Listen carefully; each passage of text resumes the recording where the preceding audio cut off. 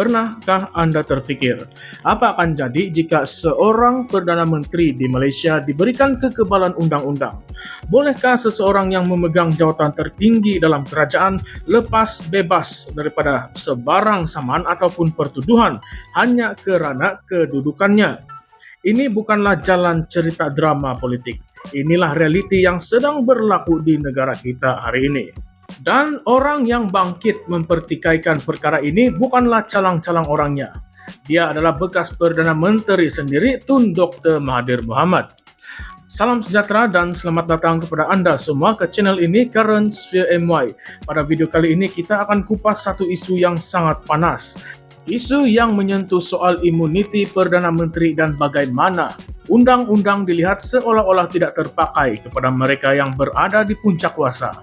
Ya, kita bercakap tentang Datuk Seri Anwar Ibrahim dan saman sivil yang difailkan oleh bekas pembantunya Muhammad Yusof Rotha. Baru-baru ini Mahkamah Rayuan membenarkan permohonan Anwar untuk menangguhkan prosiding saman sivil Yusof sementara menunggu permohonan rasmi dari penangguhan penuh.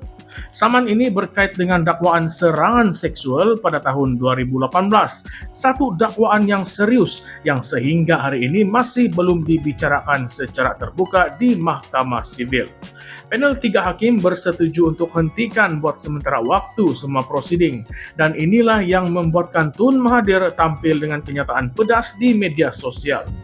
Bayangkan, Mahathir kata kalau Perdana Menteri diberi imuniti untuk satu kes, tidak mustahil kes lain pun dia akan dapat imuniti juga.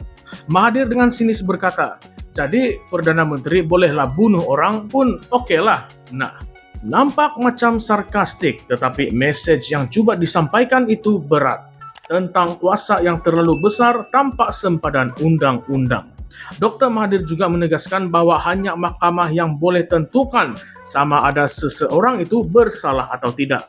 Kalau semua boleh tangguh atau elak tindakan atas alasan jawatan, maka di manakah kedudukan prinsip keadilan? Beliau juga membangkitkan ketidaksamarataan dalam pelaksanaan undang-undang.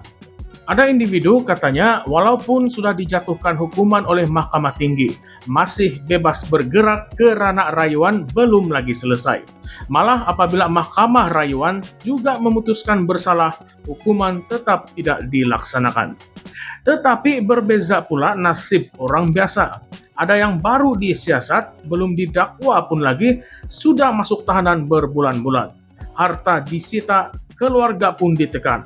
Kata Mahathir, pendek kata, sebelum pun didapati bersalah, sudah pun dihukum. Nah, beliau menuduh sistem kehakiman Malaysia berat sebelah. Lain untuk yang berkuasa dan lain lagi untuk rakyat yang biasa. Sekarang coba kita lihat balik sedikit ke belakang. Pada tahun 2019, Muhammad Yusof Rotha yang ketika itu merupakan pembantu penyelidik kepada Anwar Ibrahim tampil membuat akuan bersumpah mendakwa beliau telah menjadi mangsa serangan seksual oleh Anwar. Serius, bukan dakwaan kecil. Kes ini mendapat liputan meluas, tetapi selepas siasatan, Peguam Negara ketika itu memutuskan untuk tidak meneruskan pendakwaan jenayah. Katanya bukti tidak mencukupi. Yusof tidak berdiam diri. Beliau meneruskan tindakan melalui saman sivil, menuntut keadilan dan pampasan atas trauma yang dialaminya. Tapi kini selepas bertahun-tahun, kes itu coba ditangguhkan lagi dan lagi. Anwar sendiri sebelum ini menafikan bahwa beliau mencari imuniti pribadi. Katanya ini semua hanya untuk memastikan tanggung jawab rasmi sebagai Perdana Menteri tidak terganggu dengan hal mahkamah. Tapi disinilah persoalan besar timbul. Kalau benarlah Anwar tidak bersalah, kenapa perlu tangguh? Kenapa tidak lawan kes ini secara terbuka di mahkamah? Adakah ini hanya strategi untuk bermain masa sampai rakyat lupa? Ataupun ada sesuatu yang coba diselindungkan? Kita tidak tahu. Tun Mahathir dalam kenyataannya membidas tindakan Anwar ini sebagai hipokrit. Katanya orang yang selama ini melaungkan keadilan, reformasi dan sistem undang-undang yang bebas ini dilihat bertindak berlawanan dengan prinsip yang pernah diperjuangkan. Mahathir dengan lantang menyebut, rakyat ini sudah tahu siapa sebenarnya pembohong besar. Dan jujurnya persoalan ini bukanlah kecil. Bila rakyat mula rasa bahwa undang-undang boleh dilentur ikut siapa yang memegang kuasa, maka hilanglah kepercayaan kepada sistem. Bila yang salah tidak dihukum dan yang belum dibuktikan bersalah sudah dipenjara, maka apalagi yang tinggal untuk rakyat percaya. Dan sekarang kita kena tanya diri kita sendiri, adakah negara ini sedang menuju ke arah di mana pemimpin kebal daripada undang-undang? Kalau hari ini boleh tangguh saman sivil, esok lusa bagaimana pula dengan kes-kes yang lain? Apa akan jadi kalau Perdana Menteri terlibat dalam kes salah guna kuasa atau penyelewengan dana? Adakah mereka juga akan gunakan alasan beban kerja untuk elak dibicarakan? Lebih kontroversi lagi, ramai yang mula membandingkan tindakan Anwar hari ini dengan apa yang dilakukan oleh Mahathir sendiri ketika menjadi Perdana Menteri selama 22 tahun dahulu.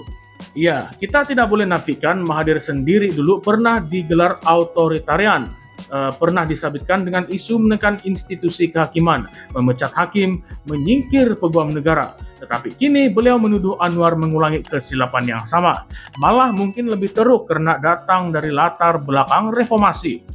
Jadi apakah pendapat Anda semua? Adakah ini hanyalah pertarungan ego dua tokoh besar politik Malaysia?